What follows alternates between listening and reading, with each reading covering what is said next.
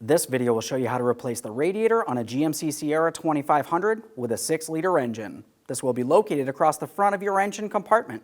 Let's get into it. Okay friend, let's get started on our job. We are going to be opening our cooling system, so of course we want to make sure everything's cool to the touch. You never open the cooling system when anything's hot. Now with that said, along the top of our coolant reservoir, on the passenger side of our engine compartment, we're going to open up our coolant cap. Keep in mind there could be pressure in the system. We have hand and eye protection at all times.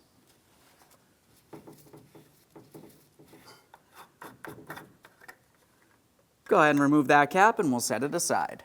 With that cap set aside, we're going to have to drain the cooling system. Now some radiators will have a drain.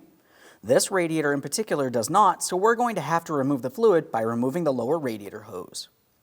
For this, locate your air filter housing along the passenger side of the engine compartment. We're going to make our way straight down in this area.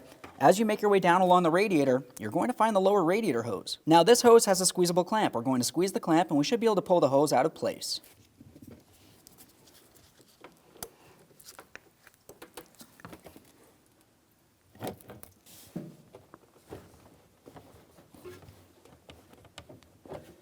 Now as I start pulling this off, I'm going to try to direct the coolant down into my coolant receptacle.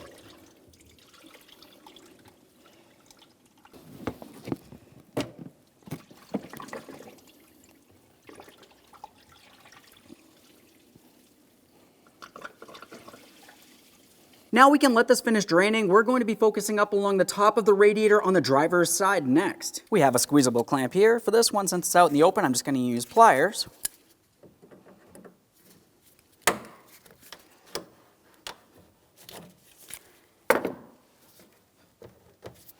Slide that hose off of there.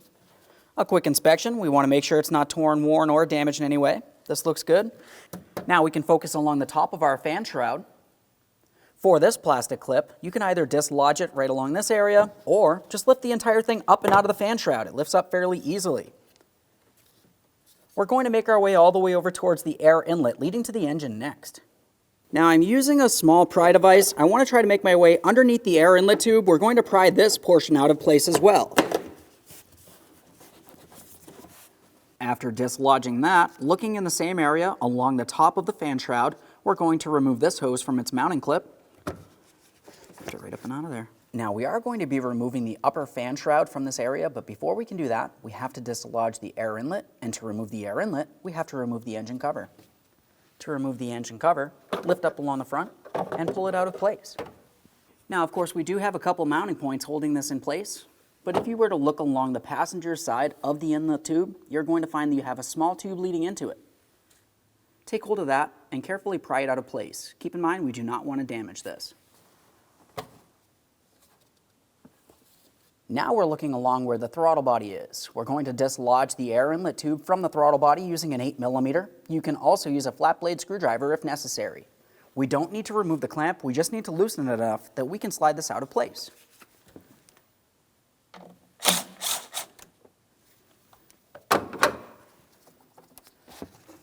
Now as you start sliding this, you're going to find that it only comes so far. If you were looking along the top of the intake, you're going to find that there is one mounting point. This should just lift up and out of here. Now we can continue on, pulling that away from the throttle body. And for good measure, let's follow that inlet tube over towards our air filter housing. We can remove it from there as well.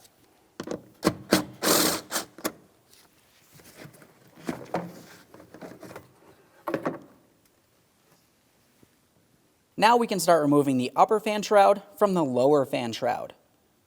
Along either side of the upper fan shroud, you're going to find that you have a 10mm headed mounting bolt. There's two of them. And then along each side of the fan shroud, you're going to find that you have two plastic push clips to be removed.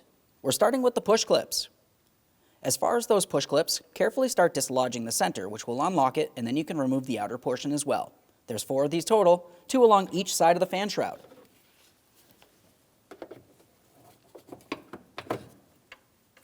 There's one.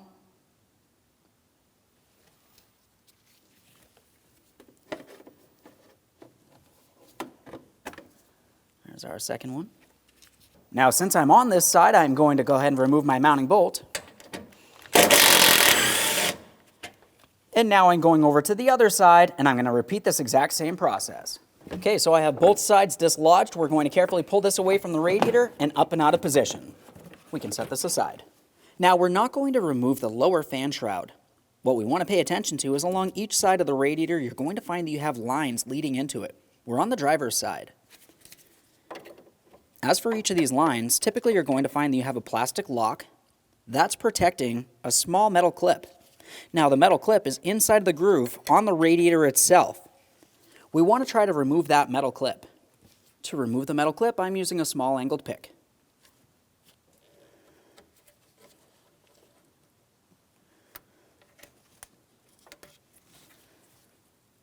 And there's our clip.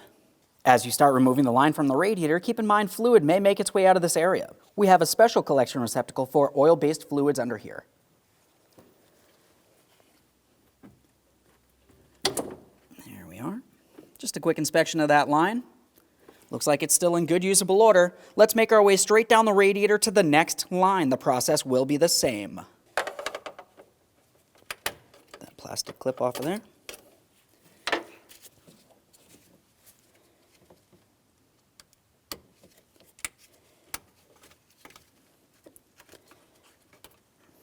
Remove that metal clip. There's that one. Both of these clips should look the same. Let's go ahead and take hold of that line, pull it out of place. Perfect. Now let's make our way over towards the passenger side of the radiator. On this side of the radiator, you're going to find that we have a couple different hoses that we have to remove, and of course a couple other lines. As far as our hoses, we're going to squeeze on the clamp and we should be able to pull the hose out of place. There we are. That hose feels good. We're going to set it aside. Now we can make our way down the line. We do have a tube here, but let's make our way down to the hose since we still have our pliers in hand.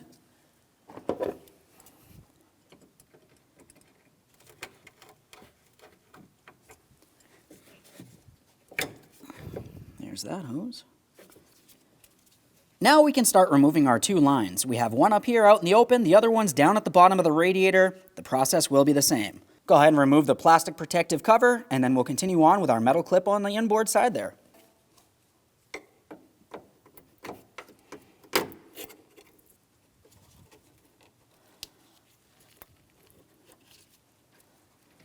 There's that metal clip. It's considerably smaller than the ones on the other side of the radiator.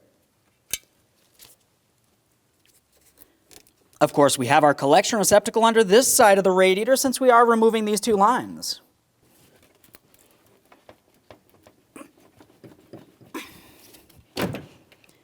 There we are. No damage to that line. It's not rusted, rotted, or damaged in any way. Let's make our way down to the next line all the way down at the bottom here. Just going to pry this out of place here.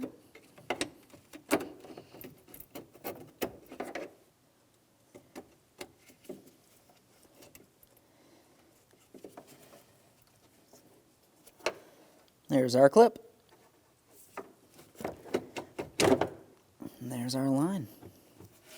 Now we can dislodge our fan shroud from the mounting points on the radiator itself. This can simply be done by taking hold of it, lifting up, and pulling it away towards the engine. Do the same on both sides. Now we're going to remove our two mounting bolts holding the radiator in place. You're going to find that you have a 13mm bolt on each side of the upper portion of the radiator. Once you've removed the pair, we'll carefully start rocking this towards the engine at an angle and lift it up and out of position.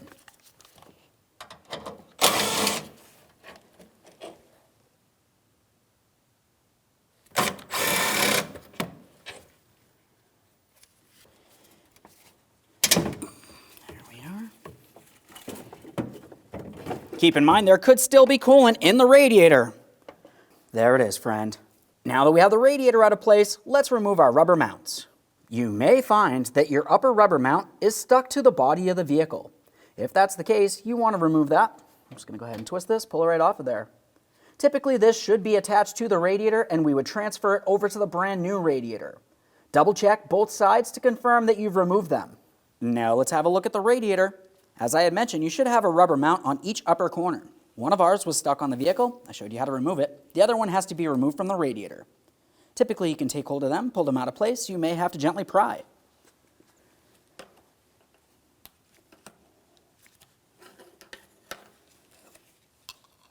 Once you have removed it, just give it a thorough inspection. Make sure it is still reusable. This looks good. Let's move down to the lower aspect of the radiator next. Along each corner of the radiator, you're going to find you have a rubber mount in this area as well. The process will be the same. You're just going to go ahead and pry it right out of place.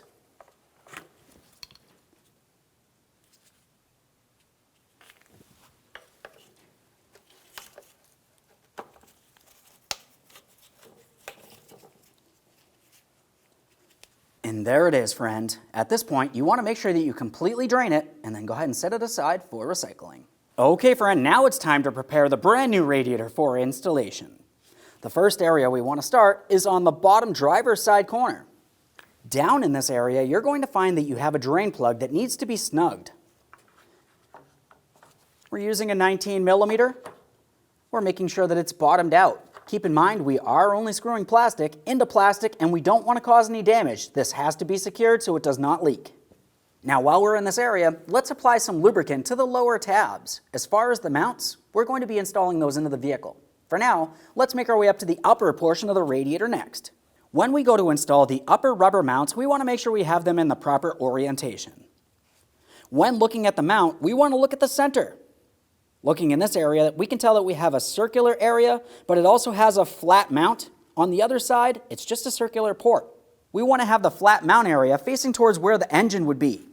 So we have the area with our lines and hoses, flat areas facing there.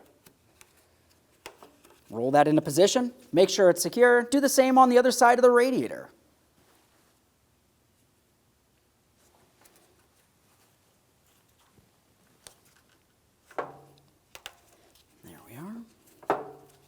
And now we can get this over to the vehicle.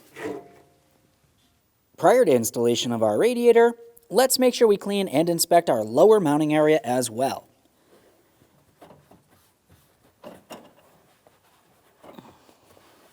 Just want to make sure there's no miscellaneous debris down on these areas that could restrict application of the radiator.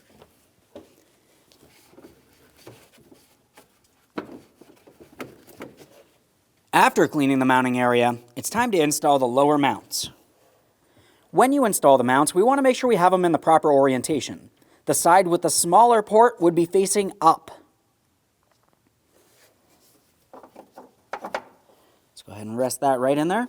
Same thing for the other side. Make sure it's facing in the proper direction.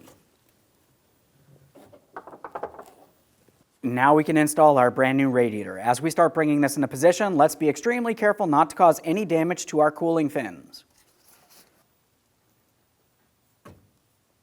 We're bringing this all the way down to the lower mounting points. We need to make sure those two lower tabs align with their rubber mounts. If they aren't properly aligned, go ahead and adjust them as necessary. Once you have it properly set in place along the bottom, you should find the top aspect rolls into place as well. Once you have it in the proper placement there, continue on with your two 13 millimeter headed mounting bolts.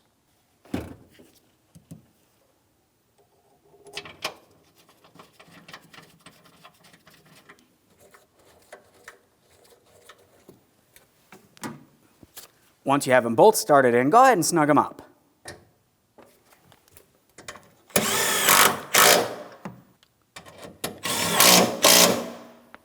Now that we have the radiator fully mounted, let's start along the passenger side with our lower radiator hose. Go ahead and squeeze the clamp. We'll slide the hose into place. When you do go to release the clamp, we want to make sure we can see hose on both sides of the clamp.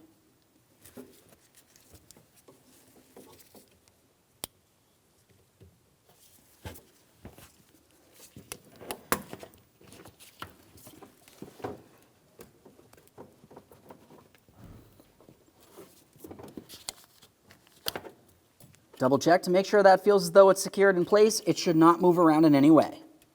Now we can move directly up from there. We have our first line. As we start bringing this into position, you're going to find that you have to carefully pull the fan shroud into the proper position as well. We're pressing that all the way towards the radiator. Listening for an audible click. Once you've heard the click, attempt to remove it from the radiator. Typically it will be able to move around, but it should not slide out of place. Once you're sure you have that in place, continue on with your plastic cover, which will protect that clip from falling out.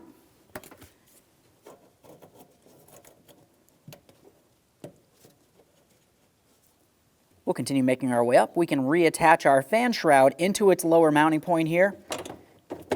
Now that we have that in place, we have our small rubber hose that's going to slide directly onto this tube area here. Pressing it on as far as possible. Go ahead and secure it with your clamp.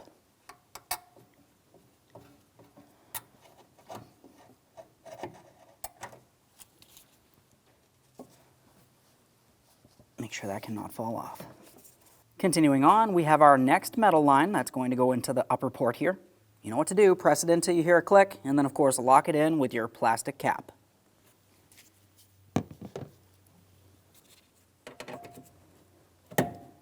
There's our audible click. It does not fall out of place.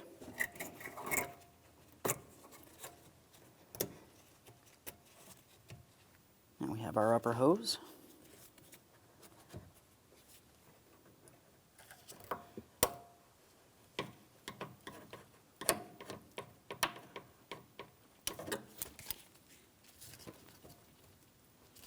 Now we finished everything on the passenger side. Let's make our way all the way over towards the driver's side of the radiator. We're starting down at the bottom. We can take hold of our large line. We're going to align this with the radiator, and you know what to do. Just go ahead and press it right in. We're listening for a click. Now I did not hear a click. See what happens? We don't want that. Go ahead and press it in. There it is.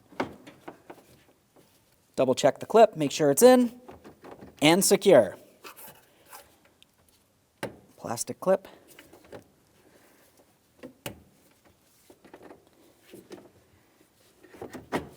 Secure your fan shroud. We're moving up to our upper line. Press it in, audible click. It's definitely secure. Now we are not attaching our upper radiator hose yet. We need to reinstall our upper fan shroud first. After confirming that the upper line is properly secured in place, we're going to continue on with our upper fan shroud before installing the upper radiator hose. Before installing the upper fan shroud, have a close look at the lower fan shroud. You're going to find that you have two push-pin ports, but in the center of those, you have an alignment tab. This is going to be the same on either side of the shroud. Now, after taking note of that, we can continue on with the upper shroud. We'll make sure it's properly aligned with the push-pin ports and our alignment tab, and install all 4 of our push-pins, 2 on each side.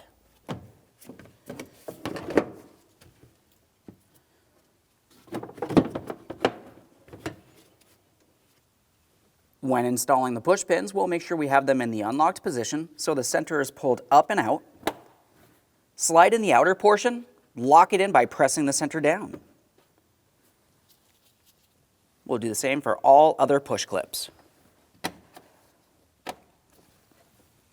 After completing that, we'll continue on with our 10mm upper mounting bolts holding the fan shroud to the body of the vehicle.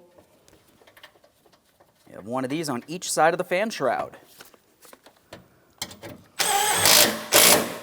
And we'll do the same on the other side. Now that I have the fan shroud in place, let's secure our small hose into its mounting point. So now we can take our large upper radiator hose. We're going to align that with the driver's side upper portion of the radiator. We're pressing it on as far as possible and securing it with its clamp.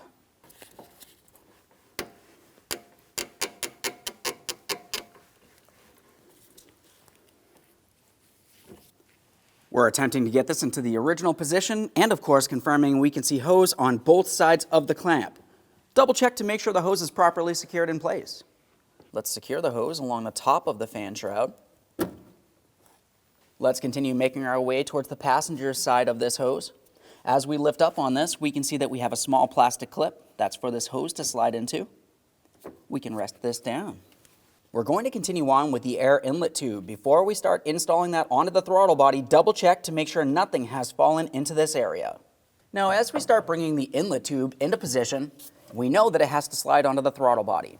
As you remember during the removal process, it has a small rubber mount that slides over this tab along the top of your intake.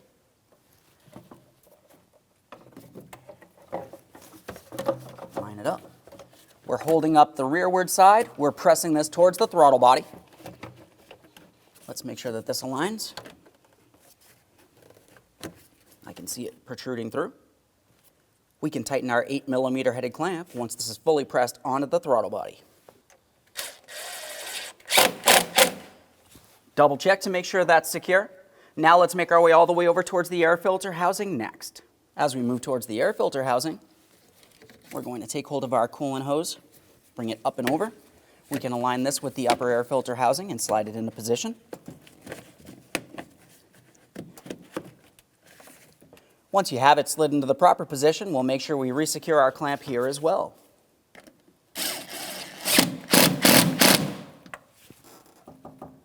Now let's have a look down in this area. We have our small plastic clip that needs to be aligned with the bottom of that housing. There we are. Press it up on there. Double check, make sure it's secure. Along the passenger side of the inlet tube area, we have our vent tube leading from our valve cover. Press that right on there. Double check, make sure that's secured in place. It's time for the upper engine cover. Before we start bringing that over, let's just have a quick look along the back side of the intake. You're going to find that you have two small hooks. That's for the back side of the cover to roll down into. Once we have that in position, we're going to start bringing this down. And up along the top, we have two alignment points. If you were looking at the bottom of the engine cover, you're going to find that you have two rubber grommets for those points to slide into. Bring this in. Slide it down, double check to make sure that's properly secured in place. Now it's time to fill the cooling system. There's a couple different ways you can do it. If you have a specialty tool, you can use that. Otherwise, you're going to use a coolant funnel. Now, with that said, we need to fill the cooling system with the manufacturer's specified coolant. You can also use universal coolant as necessary. When we do go to fill this, you're going to have to run the vehicle, get it up to normal operating temperature. That's going to make the thermostat open up and the coolant will circulate throughout the entire system. As this is happening, you're going to find that the coolant makes its way down, so you're going to have to continually add. Once we're done, we need to be up to the maximum line right here, not up to the cap. Of course, we need to have room for expansion when things do heat up. Start adding coolant.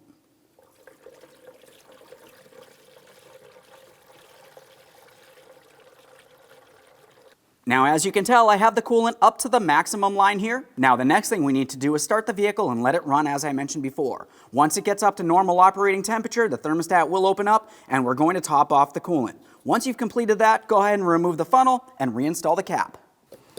Okay, let's get this off of here.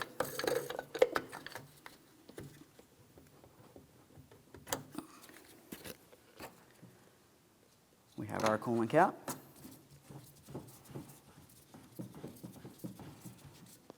Make sure that's nice and tight. Clean any mess in the area.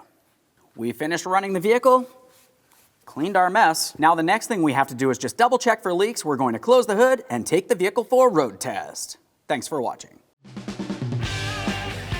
When only the best will do, demand TRQ. The only company that lets you view before you do. TRQ is committed to offering the highest quality aftermarket auto parts that are engineered for peace of mind. Thanks for using and viewing with TRQ.